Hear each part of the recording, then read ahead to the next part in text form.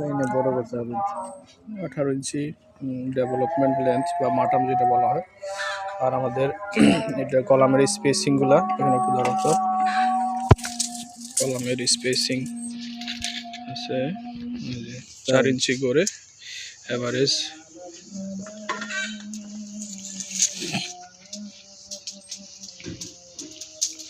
এদিকে এই যে বেসগুলা বানানো হয়েছে, বেসগুলা আমাদের base 5 feet 5 feet 5 feet 6.5 feet 6 feet 6 feet base আছে।